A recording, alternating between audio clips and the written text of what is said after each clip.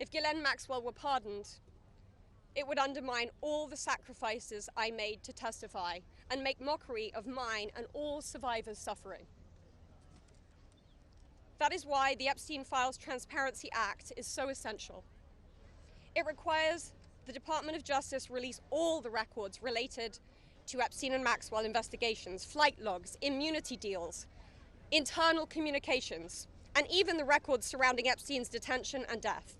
And crucially, it forbids withholding documents simply because of embarrassment, reputational harm, or political sensitivity. This is about ending secrecy wherever abuse of power takes root. But transparency alone is not enough. Survivors need protection, resources, and legal support. Today is the first time that I ever speak publicly about what happened to me.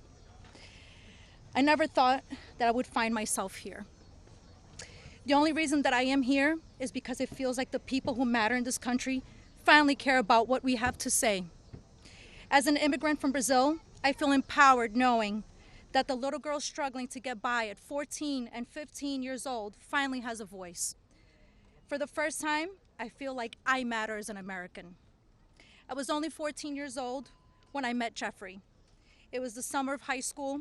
I was working 3 jobs to try to support my mom and my sister when a friend of mine in the neighborhood told me that I could make $300 to give an older guy a massage. It went from a dream job to the worst nightmare. If the government is going to release these documents to the public, describing the crimes committed by Jeffrey Epstein and others, the least that they can do is give me my documents that they have about me. The other survivors deserve the same respect from our government. While our identifying information must be redacted to the public, it is equally important to provide the victims themselves with unredacted information. At first, I was an excited young woman on top of the world.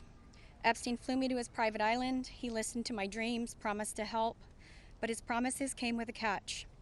The abuse began. He told me to keep it secret. He manipulated me with quid pro quo I did not consent to, but I felt I had no one to turn to. He was too powerful. I was just one of the many young women trapped in his orbit. I was even taken on a trip to Africa with former President Bill Clinton and other notable figures. In those moments, I realized how powerless I was. If I spoke out, who would believe me? Who would protect me? The truth is, Epstein had a free pass. He bragged about his powerful friends, including our current president, Donald Trump. It was his biggest brag, actually.